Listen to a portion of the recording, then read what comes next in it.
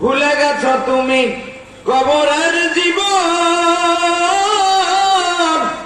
ওরে তবুও তোমার একদিন হবেই মরণ, নাকি বলে?